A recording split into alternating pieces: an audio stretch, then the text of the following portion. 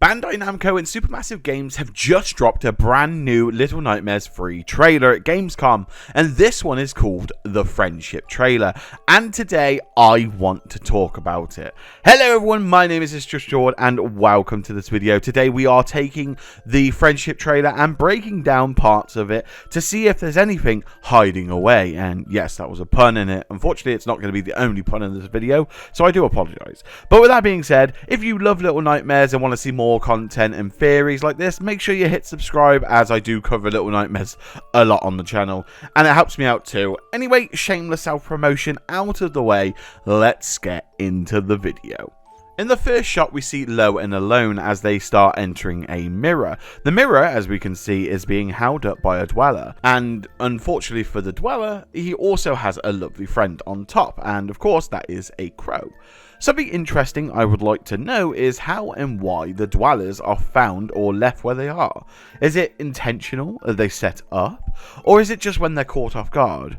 Also, something interesting is, why isn't the crow alarmed by Lo and Alone's presence? By this point, the crow should have already left, like we saw in the Necropolis trailer originally. Now, crows are intelligent creatures. Perhaps it remembers Alone and Lo. Anyway, beside the point. After this, Lo and Alone travel through the mirror and we see them landing into a dark, cold room, where we could see metal sheeting behind them and a single pipe on the right. On the floor, we see a lot of debris, and nothing of any importance. The only interesting item here is the can on the far right. Now, after some research, I absolutely cannot state this enough, I cannot link the symbol directly with any language today. Thus, I am assuming that this isn't a connection. It's another word for like dream reading, if you will. I think we might just be looking at another branded product within the world of Little Nightmares, similar to how the chefs had their brand in the fridge in Little Nightmares 2. So, something I'm beginning to pick up on is wow, especially from all these trailers. And I know it seems really obvious when I say it, but after a little bit of pondering, you'll start to realise why that's kind of important. But the point I'm trying to make is that Lo seems to be able to control where he takes himself and Alone. And this is awfully similar to how Mono was in control of the TV signal in Little Nightmares 2. Lo is in control of the mirrors and how he transforms and transports himself through those mirrors, which is quite an interesting trait, especially in the world of Little Nightmares, and with the history that we've seen so far. We see from his reaction when he lands in this room in particular, he just double takes where he is in a very calm manner, like he knew, oh yeah, this is the one, this is where I was meant to be. And in contrast, later in the trailer, there's actually a bit where he's completely the opposite, and it's where he wakes up, but we'll get to that later. After the Supermassive Games logo, we see Lo and Alone. They are reacting to something. What could it be? It's almost as if a loud sound that travels through the pipes and echoes through the walls. I think it's quite an interesting thought to think that they've landed somewhere in the moor, and that loud noise they're reacting to is something of an event that we already know of that's happened within Little Nightmares 1 and 2. Think of something like the boat horn from Little Nightmares and the janitor's arms being pulled off. Think of any sort of loud, really loud instance in the moor, and you could probably tailor it back to this. But I'm getting ahead of myself, so for simplicity's sake and for context, we'll say that Lo and Alone are startled by the rat they see as it scurries across.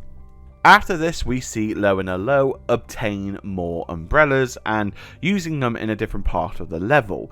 And of course, they glide over a darkened background or like a grey-scaled sort of background, and underneath we can see that the monster baby is actually patrolling behind them, patrolling through the city of the Necropolis, and we actually get to see that she gives us a little wave.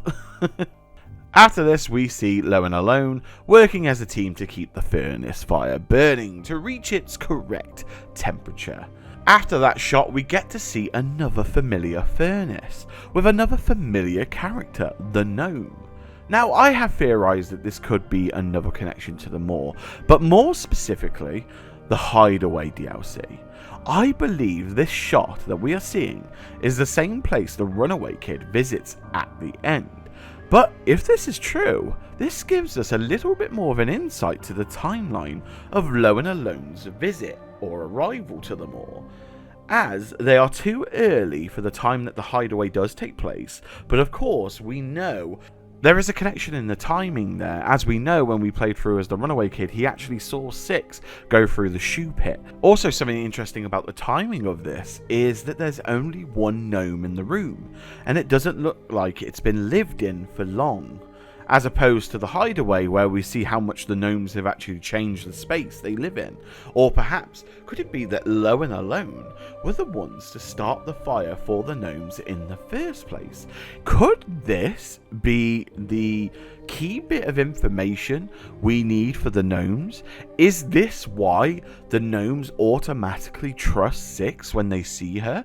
Is it because their experience with other children, like Low and Alone, where Low and Alone helped them get that fire going and, get that warmth, they assumed that Six would do the same?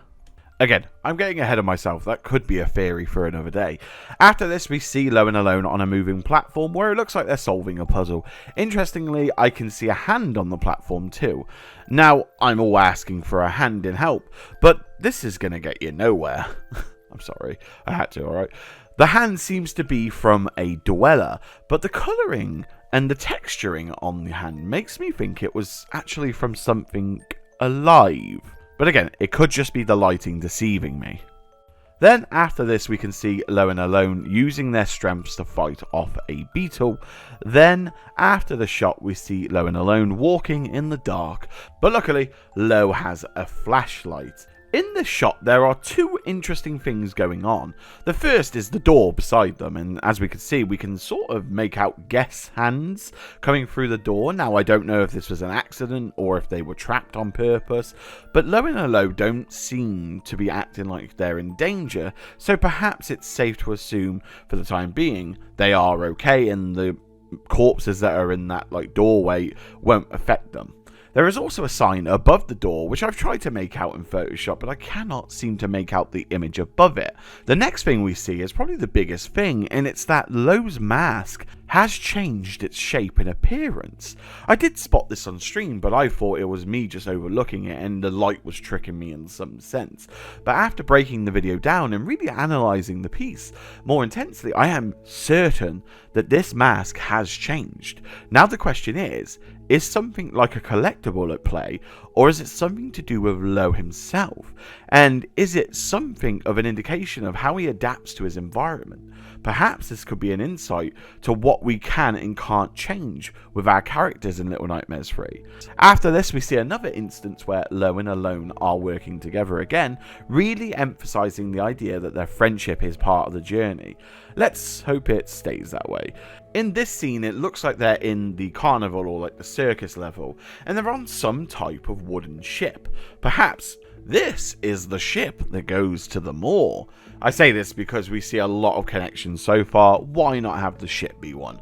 Once Low and Alone power a light again through teamwork, it shows a silhouette of a man-like creature interacting with some sort of device.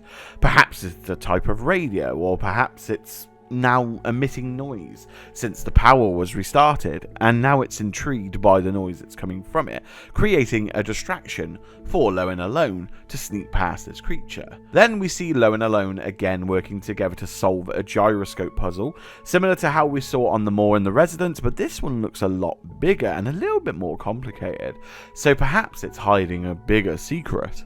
Then we see Alone and Low working together again to try and get on a higher platform. This is also why I think they're on the ship, because what they're actually interacting with and what they're trying to get to looks to be some type of mast. Mainly a mizzen mast, I think I've pronounced that right. This is a mast that's furthest to the rear of the ship. Then after this, we see Alone and Low crawling through a tight space where we can see gears grinding and pieces of meat just left in this sort of drain-like area. Then we see Alone and Low back in the necropolis, where Lone calls Alone to help him with a trapdoor, and as they drop through the trapdoor, the scene cuts to them dropping down into a factory. As they fall, it becomes apparent that they have fallen into a type of factory that produces sweets and treats. This would be a wonderful time to introduce the Lollipop Kid again. In the next shot, we see Lo helping Alone as she gets caught through the monster baby's stare. It's interesting to see the dynamic use of the mechanics so far. I'm really intrigued to how they're going to adapt this even further. Already I'm impressed, so I'm really looking forward to the crossbow on Lo. Then we see Alone and Lo holding hands while running away from the pipe creature. From the nails in the dress that the creature is wearing, it's safe to say that this is indeed a woman that's chasing the children. I say that because the nails look like they're heavily painted and still well kept. And we can even see on part of the dress, it has a frilly part on the sleeve. I wonder if she has anything to do with the sweets. Not to mention something really interesting as well, is the audio we hear over the top of this encounter. After some editing, I have made some interesting finds, but of course take it as you will, and the woman is saying on the overlap, "I want," or something like "I won." It's hard to make it out with all the effects, but let me know what you think in the comments below.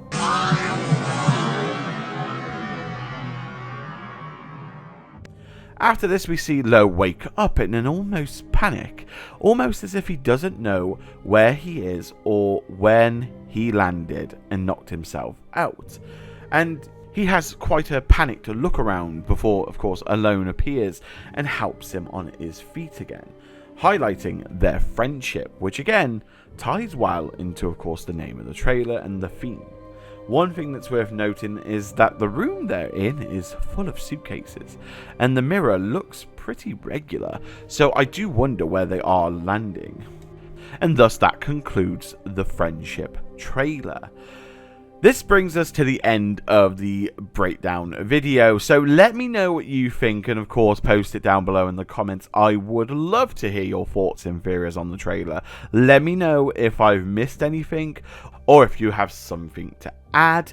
And of course, if you enjoy this type of content, make sure you hit subscribe, do all the usual YouTubery stuff. It really helps out the channel and myself. But with that being said, thank you so much for watching this video. Have a lovely morning, day or night, wherever you are in the world. Stay safe, and I'll see you all in the next Little Nightmares theory video.